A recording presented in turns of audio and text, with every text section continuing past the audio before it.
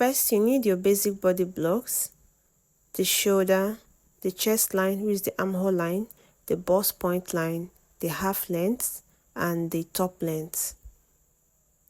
Next is to take the shoulder measurement, shoulder divided by 2, make a mark, then connect it down to the chest line. Next is to take the bust measurement, bust divided by 4, place it at the chest line, and also place it at the bust point line.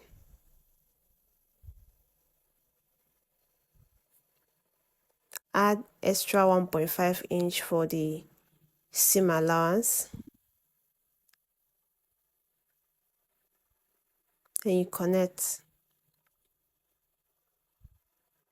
Next is to take the waist measurement, place it at the half length line, add your sewing allowance. Whatever thing, you take it down to the top length.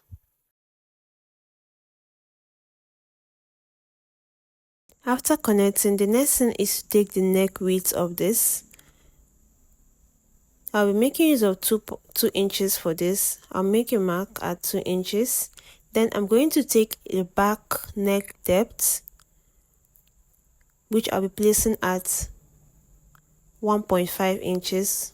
I'll explain why we are taking this back neck depth. Then I'll just connect it. Then I'm going to take the front neck depth, which I'll be placing at 3 inches. You can make use of 2 inches.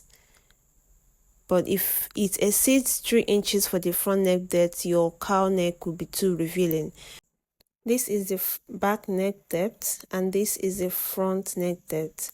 The next thing is to determine how wide the shoulder area will be, and I'll be making mine 2 inches. I'll make a mark 2 inches starting from that neckline. Then I'm just going to connect it to my chest line just like this. I'm just going to rule a line straight to meet the chest line. Now here is where the neck depth of the back comes in. I'm going to take my tape, measure it round just like so, and what it gave me was 2.5 inches. Now this 2.5 inches, I'm going to place it upwards like this, starting from this line upwards. I'll make a mark, then connect it.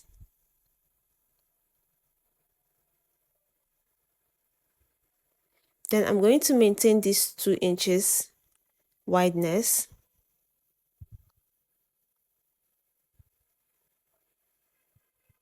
Now just blend it in.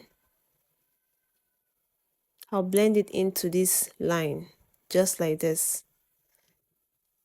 and that's it. The next thing is to cut this out. When cutting out, I'm going to cut out the front neck depth, like the front neck, not the back neck. So now I'll just cut this out. After cutting this out, the next thing is to slash this, because this is a cowl neck.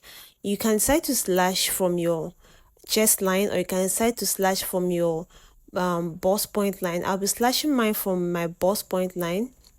Then I'm going to bring in the fabric. I'll be spreading this on. This is a Duchess fabric. It's very light and stretchy. I'm going to fold this into 2 now. It's advisable you use a very light soft fabric, like a silk fabric for this. I'm going to spread this out. The more you spread, the more you extend this, the more the cowl neck will drop.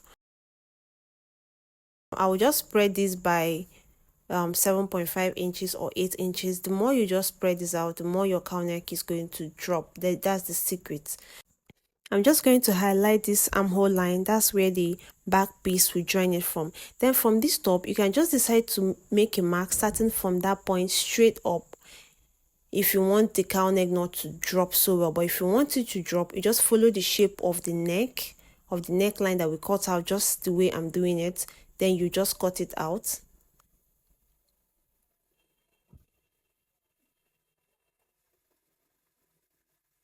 And that's it. By the time you take out this pattern paper and then you spread it out, this is the cowl neck. This already is what it's looking like. With this now, this can go over the back neck and relax firmly. So for the back now, I'm just going to cut out this back, and to do this I'll just tape in this slash I did here. Then I'm going to cut this pattern paper from the armhole line, that's the chest line. I'm doing this to get the back piece. I don't want to cut a different pattern for this. I'll just slash this and I'll separate this. I'm gonna head to cut it out. This is it. This is the back piece. The next thing now is to turn this. I also cut out facing to use. I'll be using to turn this over. Just spread it this way. Close it. I also went ahead to cut the facing for the front piece as well.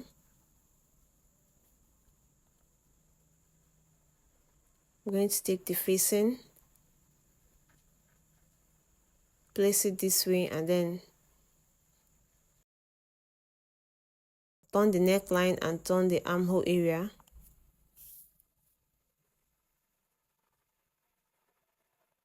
Once I was done with that, this is what it looks like. This is the back piece. After turning it, I ran a stitch on it where I'm going to pass this elastic. You can decide to do whatever thing you want to do with the back. You can decide to put a zipper or put a rope, whatever thing you want to do. I just want to put elastic on mine. The main concentration is on this front.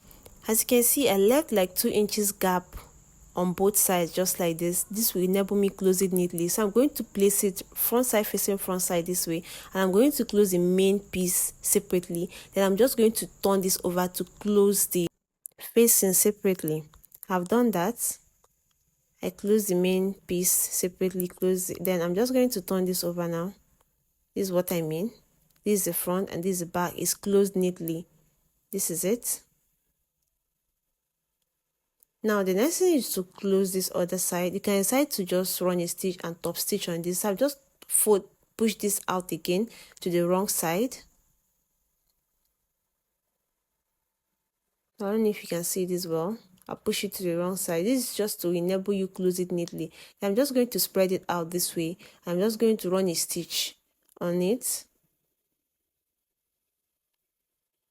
I've gone ahead to run a stitch on this. I've closed this. I'll just turn it over again so you see. Now you see how neat it is. This part is just to fold this in, iron it out, and run a tiny stitch on it. This is the best way to close it tight. You won't have any rough ends. That's just it. The next thing is just to bring the back piece and then close it up.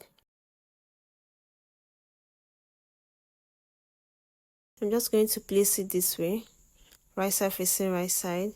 Place it starting from the armhole line, just like this, and I'm just going to close it up. If you're yet to subscribe to the channel, do well to subscribe to the channel. Give this video a thumbs up, share the video. See you in the next one. Bye.